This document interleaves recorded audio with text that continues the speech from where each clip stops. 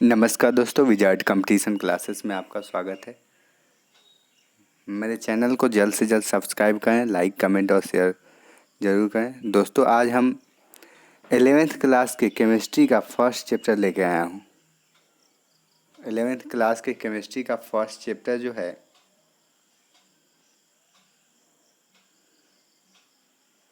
सो है रसायन की मूलभूत अवधारणाएं, फंडामेंटल कंसेप्ट्स ऑफ केमिस्ट्री। सबसे पहले रसायन क्या है, रसायन शास्त्र क्या है? तो रसायन शास्त्र विज्ञान की वह शाखा जिसमें पदार्थों के बनावट, संरचना और उनके गुणों का अध्ययन किया जाए तथा पदार्थों के अंतर्गत होने वाले विभिन्न परिवर्तन, उनसे संबंधित नियमों का अध्ययन भी रसायन शास्त्र के अंतर्गत ही किया जाता है। तो रसायन शास्त्र की परिभाषा समझ गए कि विज्ञान की वह शाखा जिसमें पदार्थों की बनावट, संरचना और गुणों के बारे में अध्ययन किया जाता है। अब है कि रसायन शास्त्र का महत्व क्या है, आखिर रसायन शास्त्र को क्यों बनाया गया? तो रसायन शास्त्र को बनाने के पीछे उद्देश्य यह था कि देखिए, पहला जो उद्देश्य था कि मानव समाज में रसायन शास्त्र बहुत महत्वपूर्ण है। जैसे खाद्य पदार्थ की पूर्ति के लिए, पहला जो है सो खाद्य पदार्थ की पूर्ति के लिए, तो विश्व में जनसंख्या बहुत तेज़ी से बढ़ रहा है। जनसंख्या बहुत तेज़ी से बढ़ रहा है और तेज़ी से बढ़ने का जनसंख्या के वृद्धि होने पर उनके लिए खाद्य पदार्थों की आवश्यकता भी बहुत वृद्धि होनी चाहिए। अब देखिए, कोई चीज़ जनसंख्या बढ़ने से मकान की संख्या हो गया, खाने पीने वाले पदार्थों की संख्या हो गया, ये सब की वृद्धि होगी, तभी ये सब बैलेंस हो पाएगा। तो जीवन स्तर वृद्धि होने के कारण अत्यधिक गुणवत्ता वाले खाद्य पदार्थों के प्रबंधन में अनवरत वृद्धि होती जा रही है। जैसे किसी भी, जैसे चावल उपजाना हो गया, गेहूँ उपजाना हो गया, पहले 1 केजी होता था, 2 केजी होता था। सपोज डेट एक घर में अगर 10 आदमी है तो 1 केजी में हो जाएगा। लेकिन जैसे ही यह जनसंख्या बढ़ा तो उस हिसाब से खाद्य पदार्थ भी बढ़ना चाहिए, और ये बढ़ना, तो इसके लिए सबसे ज़्यादा किसी भी फसल को उगाने के लिए रसायन की आवश्यकता होती है। जैसे गेहूँ हो गया, चावल हो गया, ये सब चीज़ बिना रसायन के नहीं उगने वाले हैं। तो इसमें urea, calcium, phosphate, ammonia, potassium, ये सब जो है सो रसायन से ही बनाया जाता है।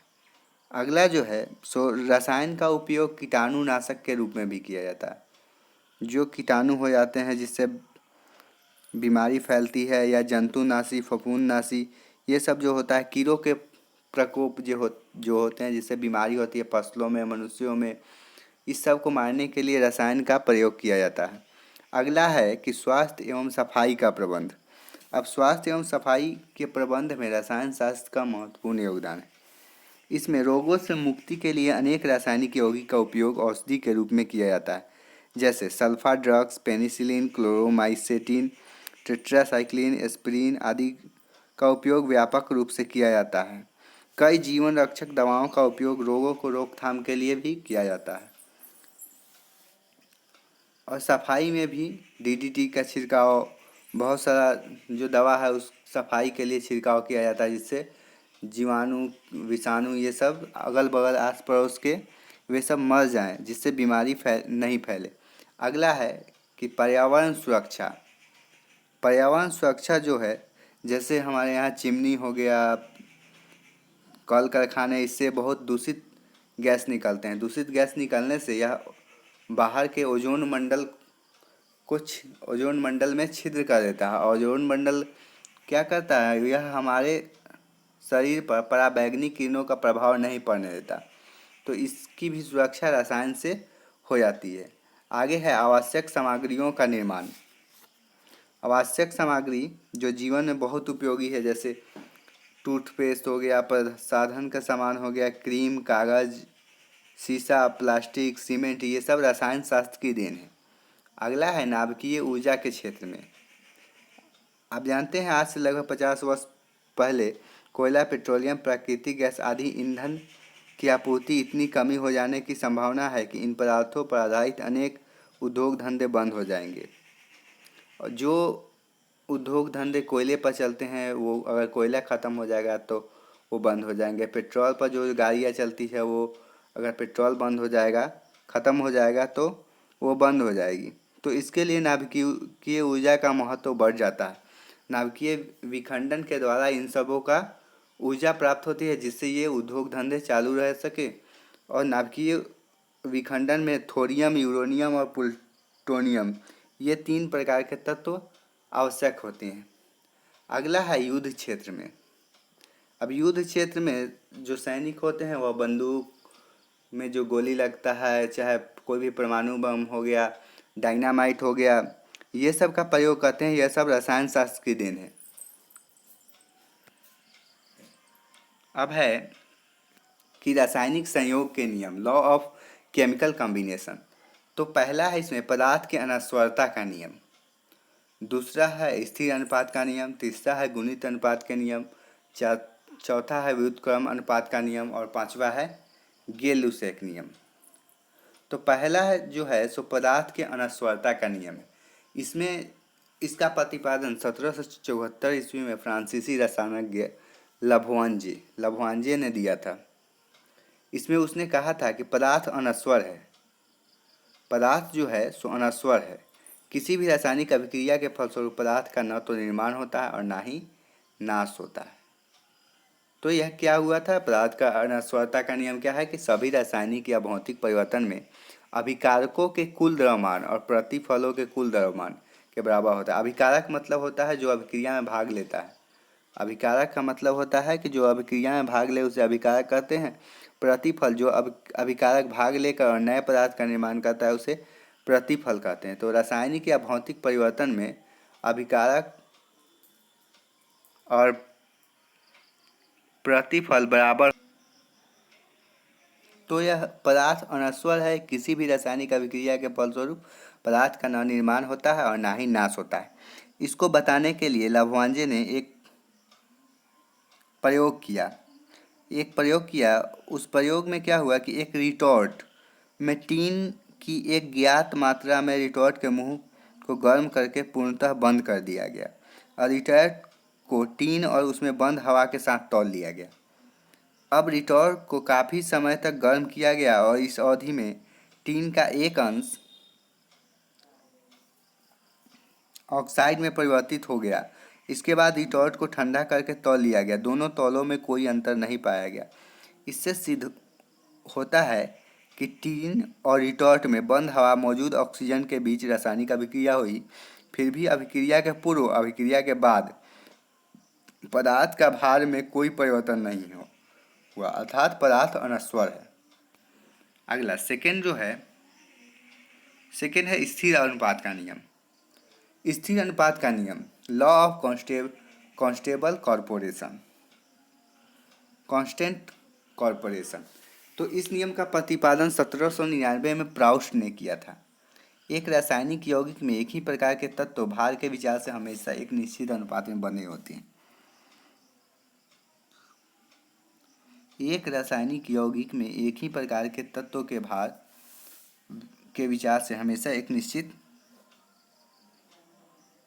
अनुपात में बंधे होते हैं। तो इसका मतलब क्या हुआ कि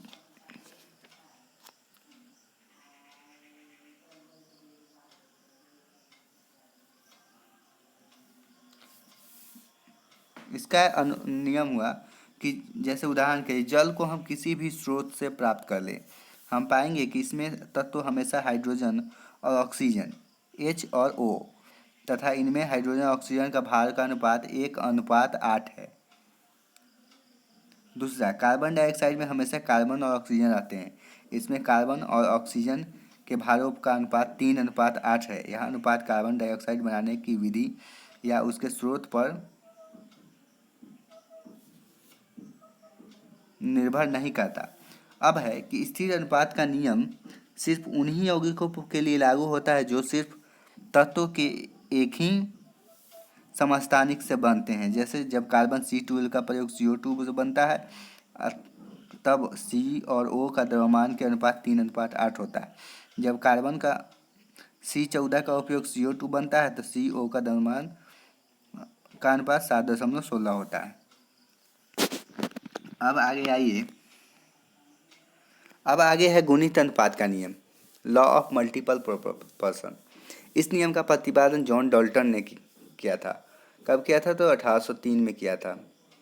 इसमें क्या होता है कि जब दो तत्व आपस में अभिक्रिया कर दो या दो से अधिक यौगिक बनाते हैं, तब उनमें एक तत्व के भार दूसरे तत्व के भार संयोग करते हैं, सरल अनुपात में होते हैं।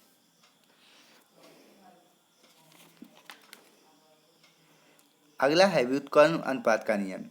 इस नियम का प्रतिपादन 1792 में रीचर ने किया था। इसमें क्या होता है कि ए और बी दो तत्व के भारों का अनुपात, जिसमें वे दोनों तत्व अलग अलग एक तीसरे तत्व सी के एक स्थिर भाग के संयोग करते हैं, या तो वह वहीं रहता है और उन भारों का सरल अपवर्त होता है। दोनों तत्व आपस में संयोग करके यौगिक बनाते हैं।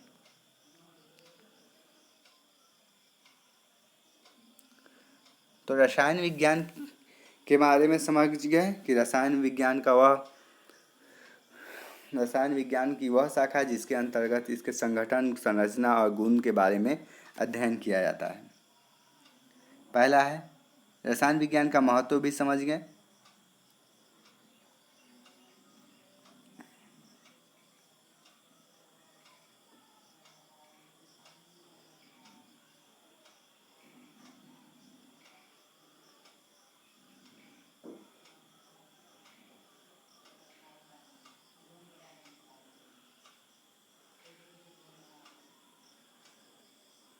अब आगे कुछ क्वेश्चन देते हैं कि परमाणु द्रव्यमान क्या है?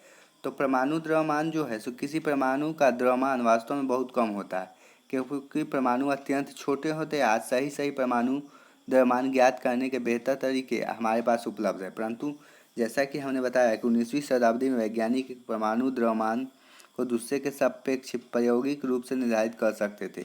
हाइड्रोजन परमाणु को सबसे हल्का होने के कारण स्वच्छ रूप से एक द्रव्यमान दिया गया है। बाकी सभी तत्वों को परमाणु के द्रव्यमानों उसके सापेक्ष दिए गए, परंतु परमाणु द्रव्यमान वर्तमान में कार्बन C12 प्रतीक मानक आधारित है। इसे सन 1961 में स्वीकृत किया गया।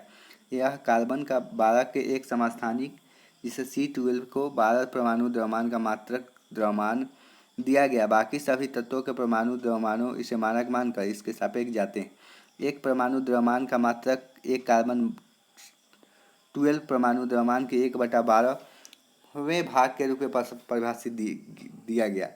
और एक AMU 1.66056 इंटू 10⁻24 ग्राम होता है।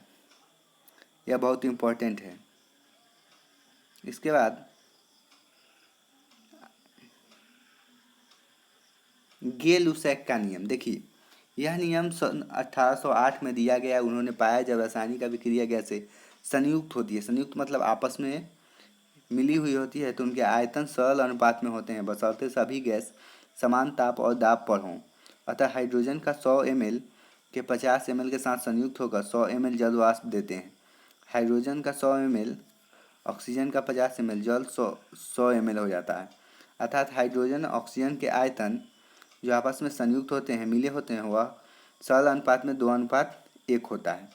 गे-लुसैक के आयतन के संबंधों के पूर्णांक अनुपातों का खोज वास्तव में आयतन के संदर्भ में है। यह स्थिर अनुपात के नियम में है, पहले बताया है। स्थिर अनुपात के नियम का द्रव्यमान संदर्भ गे-लुसैक के कार्य के परिपूर्ण सन 1811 में अवोगाद्रो द्वारा लिया गया। अब अवोगाद्रो का नियम क्या है? सन 1811 में अवोगाद्रो ने प्रस्तावित किया कि समान ताप और दाब पर गैसों का समान आयतन में अणुओं की संख्या समान होनी चाहिए। मतलब समान ताप एवं समान दाब पर गैसों का समान आयतन में अणुओं की संख्या समान होनी चाहिए। अणुओं के बीच अंतर की व्याख्या कीजिए जो आज समझ में आती है। यदि हम हाइड्रोजन और ऑक्सीजन को जल बनाने की अभिक्रिया को दोबारा देखें, यह कह सकते हैं कि हाइड्रोजन के 2 आयतन ऑक्सीजन के 1 आयतन आपस में संयुक्त होकर जल में 2 आयतन कर देते हैं। ऑक्सीजन लेस मात्र ही बचती है।